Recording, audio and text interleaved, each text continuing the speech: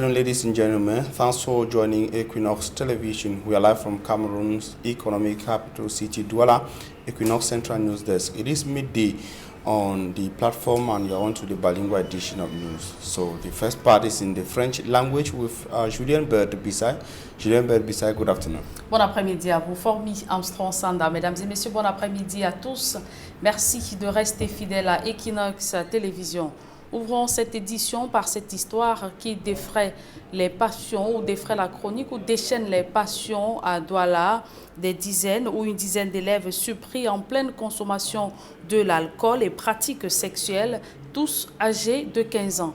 L'enquête est menée par nos reporters Donald Brice Kamgan, Dani Warren Jode et Claude Equa. Elles n'ont que 15 ans, mais des actes bien plus matures que leur âge ne laisse penser. Ces deux gamines font partie d'un groupe de 9 personnes, dont 7 élèves ayant été surprises en pleine séance pornographique. Nous leur attribuerons les prénoms Patricia et Nikes. Nous sommes arrivés à l'école en retard.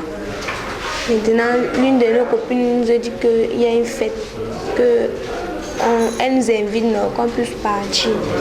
Dès qu'on arrive là-bas, on voit il y avait 3 bouteilles de whisky et 2 bouteilles de Coca-Cola. On a commencé à boire, on buvait. Les garçons là ne buvaient pas. Moi, j'ai trouvé ça suspect, non? Pourquoi on boit, ils ne consomment pas. Après s'être remplis d'alcool, les plus vulnérables chutent sous le coup de l'ivresse. Parmi eux, l'une des plus petites, Nikes. C'est là où moi, je suis aussi tombée. Celle-ci s'est couchée sur moi, a commencé à crier que sauvez-nous, sauvez-nous. C'est là où elle a attiré l'attention des maires du marché avant qu'ils sont entrés. Bien après, on est venu, la gendarmerie est venue nous porter. Voici où tout a commencé. Dans une chambre de cette concession, au quartier Makepe Misoke. Et c'est la brigade territoriale de Bépanda qui est intervenue pour mettre aux arrêts les mises en cause. Les voisins qui sont au marché de l'autre côté ont suivi les cris des enfants. Quand ils ont suivi les cris des enfants, ils ont dit que non, ces cris semblent être suspects. C'est là où les mamans là se sont mises à courir. Ils sont venus se placer là à l'entrée. Il y a le premier jeune homme qui vient, il prend le virage là-bas. L'autre sortait. Quand il se place ici, il regarde, il constate que là, il y a un jeune homme qui est placé là. Quand le jeune homme veut dire il y a quoi, il fuit, il rentre. Quand il fuit, il rentre, il bloque la porte. Le jeune homme vient se placer là, il entend encore les murmures de beaucoup des enfants dedans. C'est où est-ce qu'il frappe la porte se casse. Quand il ouvre, il voit les enfants sont couchés. Mais n'empêche, aucun des 9, dont certains sont gardés à l'unité de gendarmerie, ne semble se souvenir d'actes répréhensibles. À l'hôpital protestant Achar, où sont suivies 2 des 5 filles impliquées dans la scène intime, le docteur Daniel Ngué nous apporte quelques précisions sur l'état des 2 gamines à leur arrivée. Elle avait des blessures au niveau du vagin, donc qui prouve qu'elle était abusée probablement sexuellement. Probablement sexuellement parce qu'on ne peut pas lier ce qu'elle a, donc c'est probablement sexuellement. Et la deuxième fille qui était plus agitée aussi a eu des petites blessures aussi dans le vagin. Oui, dans le vagin. Donc, qui pousse à croire qu'elle aussi a eu des rapports sexuels. Toutes les 5 filles sont du collège privé Maturité à Bépanda. L'établissement a tenu un rassemblement spécial ce mercredi afin de sensibiliser et mettre en garde les apprenants sur de telles dérives. Le conseil de discipline aura donc justement à trancher sur cette question de la consommation d'alcool, que ce soit en milieu, en interne, c'est-à-dire dans le campus ou même à l'extérieur, en tenue de classe, présage très mal pour l'image de l'établissement. Et donc du coup l'établissement ne restera pas sans rien faire. Les enfants seront traduits au conseil de discipline et les décisions seront prises à ce niveau-là. Les parents ont assisté désemparés à de telles scènes. 2 des 9 jeunes concernés sont des non scolarisés. Évoquons à présent cette autre histoire qui suscite cette fois de la consternation au sein de l'opinion nationale. Une femme est séquestrée dans un hôpital public pour facture impayée après l'accouchement de ses bébés siamois. Les enfants décédés ont été retenus à l'hôpital avant d'être inhumés par leurs parents ou géniteurs à qui l'hôpital réclame 194 000 francs CFA. La supplication de la famille n'a rien changé. Rodrigue Ngassi, Marcel Ngonso. C'est une famille désemparée et dépassée par les événements que nous retrouvons à l'entrée principale de l'hôpital gynéco-obstétrique et pédiatrique de Yaoundé, 12 jours après la mise au monde de bébés siamois de sexe féminin. Le 28 au soir, elle a commencé les contractions. Nous sommes arrivés ici, il était presque 21h. Elle a été admise en salle et là on l'a opérée. Les bébés sont nés siamois, comme vous le voyez d'ailleurs. On nous a fait comprendre que comme elles sont nées siamoises, on ne peut pas nous renvoyer à la maison. Il faudrait absolument qu'on les laisse ici. Nous sommes, je pense, le 12e jour était hier. Elles ont rendu l'âme. Sauf que c'est 24 heures après le décès des bébés que la famille éplorée a reçu les dépouilles, alors que dans leur tradition, ces nourrissons auraient dû être enterrés le même jour. À l'origine de cette séquestration, le défaut de paiement d'une facture d'environ 200 000 francs CFA. Depuis que nous sommes internés à Génico, on a déjà eu à dépenser plus de 700 000 francs. Maintenant, on nous réclame 194 000 francs. Mon mari a proposé qu'il laisse sa carte d'identité et son numéro de compte. Ils ont refusé. Ils ont séquestré les enfants jusqu'à ils sont déjà en train de se décomposer. Depuis hier, les factures ne faisaient que passer. Bon, on ne sait pas, la mort est arrivée, on n'a pas envisagé que ça devait arriver ainsi. On les a proposé ceci, on peut même faire la dette de reconnaissance. On nous libère et la maman et les enfants, puis on va payer ça petit à petit. Jusque-là, ils ne sont pas du même avis que nous. Les infirmiers disent qu'il faut rencontrer le major. Il est dans sa chambre. Je lui dis que mon frère, je sais que tu es, à te voir, tu peux quand même connaître la tradition bétique. Les bébés, on les enterre immédiatement. Il dit, en refermant la porte, vous allez attendre les factures, qu'on calcule les factures demain. Je lui dis que, mais mon frère, vous allez manger ces enfants, remettez-moi les enfants. Je vous donne ma carte d'identité et je vous donne mon numéro de compte. Jusqu'à l'heure, c'est de 19h que les enfants sont décédés hier. Voilà les enfants. Ils puent déjà là où vous voyez là. Et moi, je dois aller les enterrer dans ma belle famille. Finalement, lorsque la direction de l'hôpital consent à libérer les bébés décédés, après moult tractations, elle s'accroche sur la génitrice pour se faire payer. Présentement, on nous a remis les bébés, mais la maman est là, disant qu'il faut qu'on s'acquitte des frais de l'hôpital. Bon, la question qu'on se pose, c'est que où est donc les affaires sociales? Quel est leur rôle? Contactée par nos soins, la direction de l'hôpital n'a pas souhaité s'exprimer. Pendant ce temps, la mère des siamoises décédées continue d'être séquestrée à l'hôpital gynéco-obstétrique, alors que le service social de cette formation sanitaire était censé se saisir de ce dossier. On nous a fait comprendre qu'on avait à saisir les affaires sociales. Nous sommes allés là-bas aux affaires sociales. Tantôt, il faut attendre le DG. Tantôt, c'était du genre, non, on part là-bas, non, cela ne relève pas de mes compétences. On s'en va là-bas, ça ne relève pas de mes compétences. Bon, bref. Ce sont eux qui ont prescrit les examens et ils n'ont pas le scanner, ils n'ont pas les co-cœurs. Les deux enfants s'y vivent avec un seul cœur. Donc c'est le cœur de l'autre qui alimentait l'autre. Il suffisait seulement qu'un décède et que l'autre meure aussi parce qu'ils utilisaient un seul cœur. Les siamoises, qui n'ont vécu que pendant 12 jours, reposent en Colméan, non loin de Nkwaban, dans l'arrondissement de Kolafamba. Retenue à l'hôpital pour 194 000, Nadège Valérine Dengue, leur génitrice, n'a pas pu vivre ces derniers instants. Rappelons que ce n'est pas la première fois que des patients sont séquestrés dans certaines formations hospitalières de la capitale pour défaut de paiement des factures d'hospitalisation.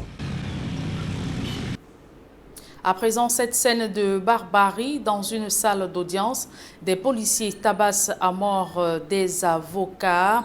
Les victimes contestaient la décision des magistrats de placer en détention deux de leurs collègues. Une scène inédite de violence produite au tribunal de première instance de Douala Bonandio. Jean-Paul Chouniat.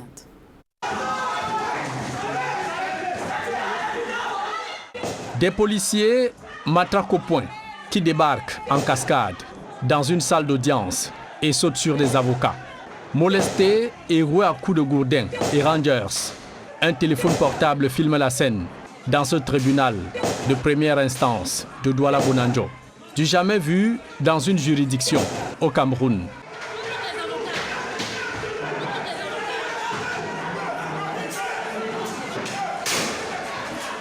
En plus de la bastonnade, ces avocats en colère sont gazés à coups de lacrymogène. Un épais nuage de fumée fait couler des larmes, des yeux qui picotent, tels dans une cuisine alimentée au mauvais bois de chauffage. La charge répressive est bien lourde. C'est le sauve qui peut, dans tous les sens. Et en dépit des coups et blessures, cet avocat vide son sac de colère sur des magistrats accusés d'être auteurs de ce spectacle déshonorant dans un palais de justice. C'est archi inadmissible. Ça a commencé en 2016 en zone anglophone. Vous avez ordonné aux policiers de piétiner les avocats et de marcher sur leur robe. Aujourd'hui, le Cameroun est à feu et à sang. Ça ne dit rien à personne. Et on vient tirer sur nous. On vient tirer sur nous. C'est pas possible. Dispersée, la masse d'avocats se reconstitue à l'arrivée des gendarmes, venus d'Ada en renfort pour apaiser les cœurs et les esprits, dans une pièce surchauffée à plus de 100 degrés de tension.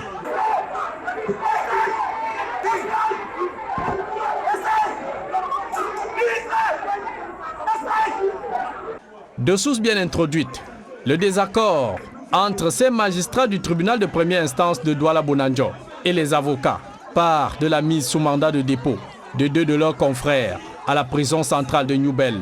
Ces deux avocats seraient impliqués dans une affaire de magouille et de corruption dont le partage du magot aurait mal tourné entre les avocats mis en cause et les magistrats du tribunal de première instance de Douala-Bounandjo. Au sein de la corporation des hommes en robe noire, des avocats interpellent le ministre Laurent Esso pour tirer au clair cette affaire qui n'honore pas du tout l'image de la justice camerounaise.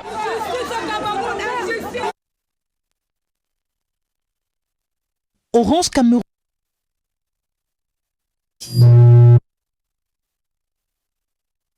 Et ce public reportage à l'instant, Orange Cameroun offre une expérience client en cette fin d'année. Orange My Way, une offre digitale exceptionnelle. Reportage. Orange Cameroun inonde de cadeaux ses consommateurs. En cette fin d'année, le leader du paiement mobile au Cameroun offre cette fois une expérience digitale exceptionnelle à sa clientèle. Il s'agit de l'offre MyWay Plus via l'application My Orange. C'est l'offre MyWay Plus qui est accessible via l'application My Orange et qui permet aux consommateurs Orange de pouvoir vivre une expérience client absolument exceptionnelle. C'est une offre moins chère et c'est une offre qui permet aux clients de pouvoir construire ses offres, ses forfaits voix, ses forfaits data en toute liberté. Un smartphone acheté égale un smartphone offert. Pour toute première activation de l'application My Orange, leurs appels vers Orange et leur connexion Internet est offerte pendant toute la journée jusqu'à minuit.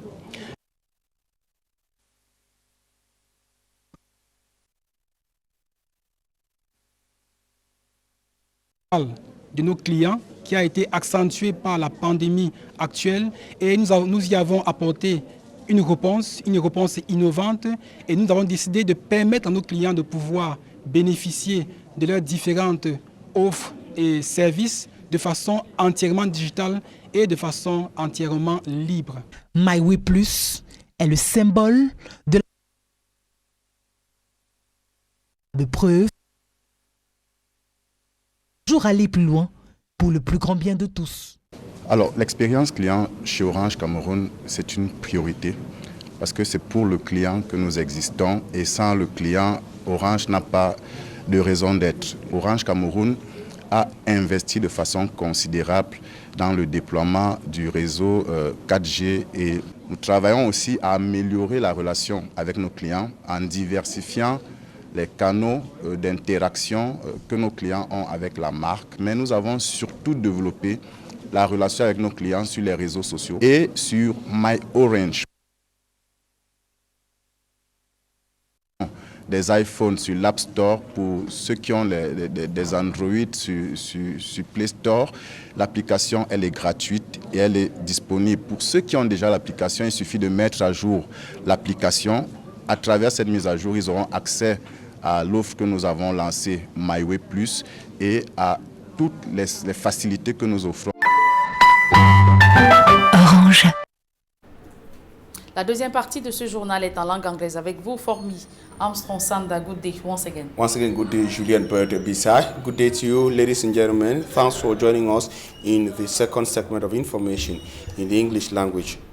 A disturbing phenomenon is reported on the rise in Cameroon's economic capital city, Douala.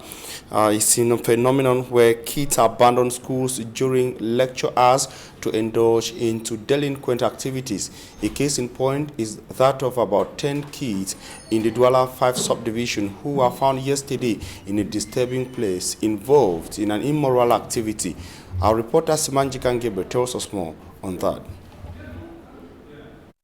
It is at this residence situated behind the Makepe Misoke market in the Douala 5 municipality that the ugly incident took place. Upon our arrival, the door of the room where the incident occurred has been repaired and locked with a new padlock. The compound, quiet, no one found within it.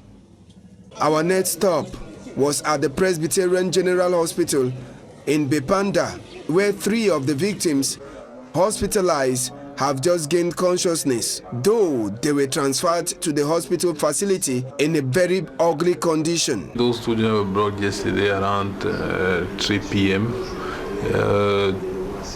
2 were unconscious, and 1 young girl was very agitated. So it was reported that they were sitting in the midst of 9 other children, seemsly to be the same age, 15, 16, and 19. So, and it's like they have some intercourse among them. So, still we are still to determine how it happened. And there seems like to be drunk with some alcoholic stuff and cigarette. According to one of the teenagers, they arrived on campus late and one of their friends invited them for a birthday party.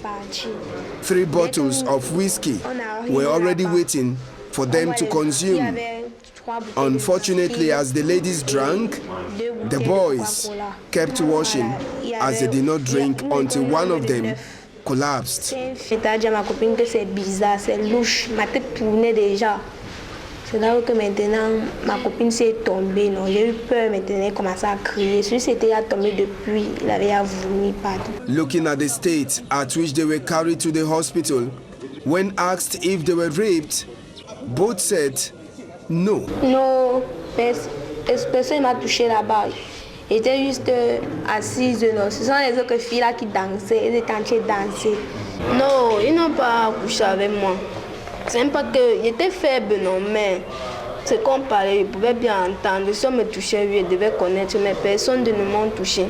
Parce que c'était toujours certains gars de notre quartier. But the doctor debunked their response. On examination, the first young girl was unconscious. We saw a lot of bruises in the vagina.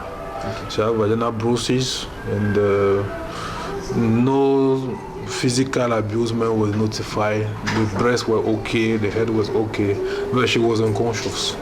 So the second lady that we examined, we saw also vaginal bruises for the second lady who was agitated. But physically nothing was notified as harassment. Yes, so, but the young boy was there who was vomiting throughout. As we did not see anything suspicious on the penis or in the anus, so we checked thoroughly everything. Both of them, both physically was fine. So although for men it's difficult to evaluate because men are actually you must see in the midst of the activity to discover. Unfortunately, all tests the doctors did are still to be paid by the parents who complained of poverty. At the Gendarmerie Brigade in Bepanda, some of the actors in the act are behind bars, but they claim not guilty of the accusation levied on them. Lorsqu'ils ont trop consommé d'alcool, ils ont commencé à saouler, d'autres étaient ivres. As they overconsumed alcohol, they started shouting. The women at the market came thinking we had something else. The mothers now started having negative thoughts. That is how they went and called the quarterhead and later the security officials who came and arrested us. On leur expliquait la même chose. Ils ont demandé le numéro de leurs parents. On a donné le numéro de leurs parents. Maintenant, ils sont partis. Les mêmes maintenant sont partis appeler la police, la gendarmerie. La gendarmerie sont venus nous amener. Our attempt trying to talk with the parents of these kids proved futile as the parents say they lack words to describe what has happened and are shocked at what their kids could do at Collège de la Maturité in Makepe, where the teenagers are expected to be in class. The school supervisor, while accepting that the teenagers were of the institution, he said a special assembly took place this Wednesday to sensitize the kids. With the latest incident that occurred, many parents say school authority should be capable to inform parents when their kids are sent away because they came to school late. And some lawyers are currently receiving treatments in hospital facilities across the economic capital city, Douala, after being brutalized by elements of the forces of law and order in a court in Bonanjo, precisely at the Bonanjo Court of First Instance. The lawyers reacting to the incident say it is a repeat of what lawyers went through in the Anglophone regions of Cameroon sometime in 2016. More in the upcoming report.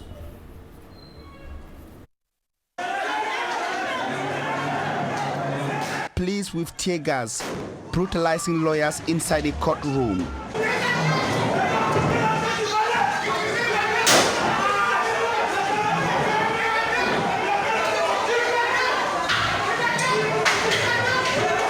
This shocking, unusual and never seen scenario is produced at the Bonanjo Court of First Instance, Vuri Division of the Lifura region of Cameroon.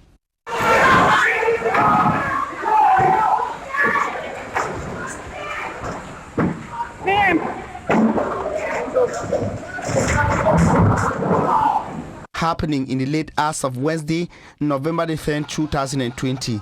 The security officials reportedly stormed the courtroom upon instructions from the court authorities. Ça a commencé en 2016 en zone anglophone. Vous avez ordonné aux policiers de piétiner les avocats et de marcher sur leur robe. Aujourd'hui, le Cameroun est à feu et à sang. Ça ne dit rien à personne.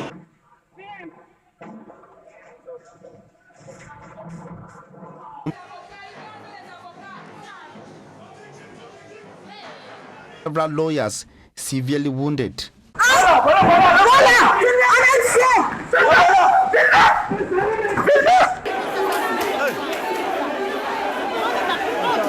The lawyers were standing against the refusal of the judge to grant bail to their colleagues, Barrister Wanton Augustin and Barrister Annie Christel, who were remanded in custody at the Newberg Central Prison on Monday, November the 9th, 2020. The lawyers do not understand why a bail should be denied for a case that bail can be granted. Barristers Wanton Augustin and Annie Christel are implicated in a corruption-related case.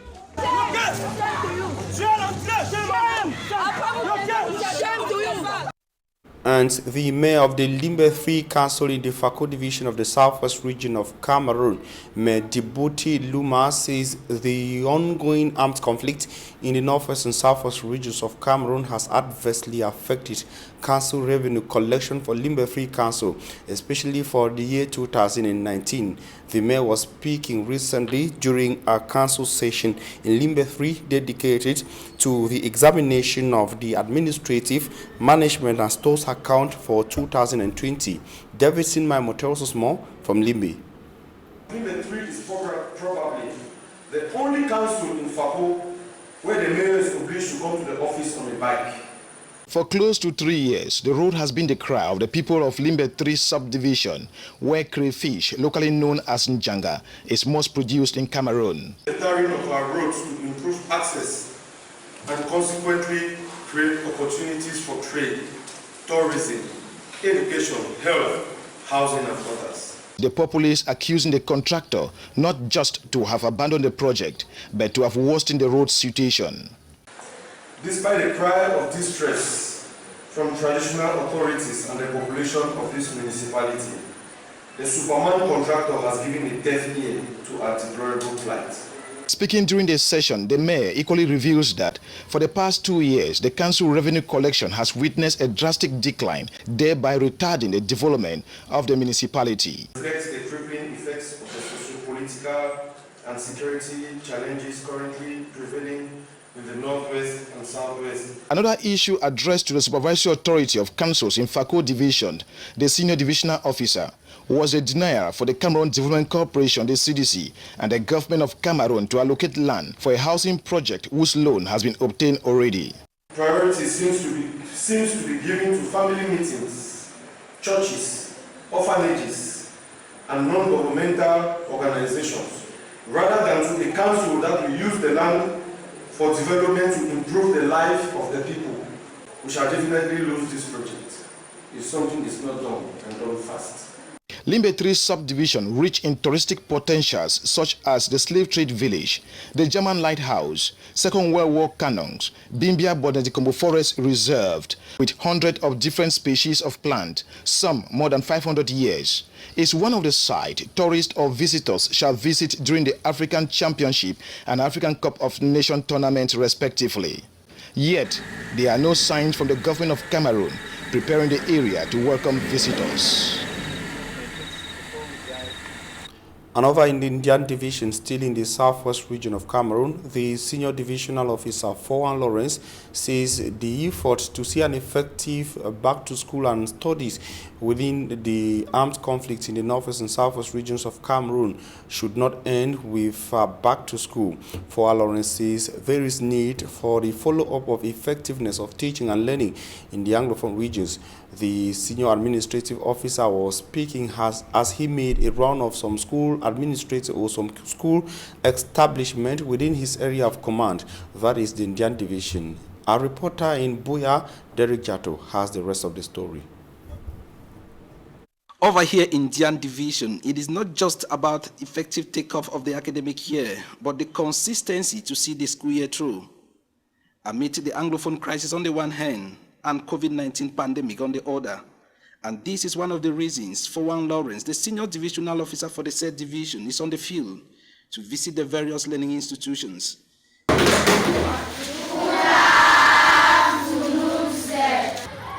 I am visiting all the schools in Mondeba subdivision. First of all, to see whether these schools are effectively being guarded by the forces of defense and security. I want to announce that my impressions are very, very positive, because through all the schools that I've visited, I've realized that there are so many forces of defense and security on guard. They are prepared for any eventuality. And he told Equinox Television that his outing was unannounced. Security assessment and COVID-19 measures were top. I made a promise here in all the school campuses on the 5th of October that in the days ahead I will be coming to distribute some protective face masks to them. Of course, today I'm going around distributing face masks. Councils too are playing their own part in this Operation Successful School Year, Indian Division. Disinfect the schools after 2 weeks to make sure that the places are safe against COVID-19. It is the wish of everyone in this division to see their pupils and students attend the school year H-free.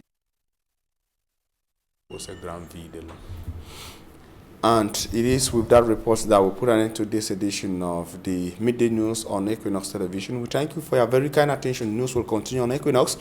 At 6 p.m. you shall have a full newscast in the English language, and at 8 p.m. a full newscast will come up in the French language. Julien Bird-Bissana will be back here tomorrow at 7 a.m. God willing. Julien, see you tomorrow at 7 a.m. Le rendez-vous est pris pour demain 7h, Formi, Armstrong Sanda. Mesdames et messieurs, merci d'avoir suivi cette édition bilingue du journal. Restez en compagnie des programmes de la meilleure des télévisions.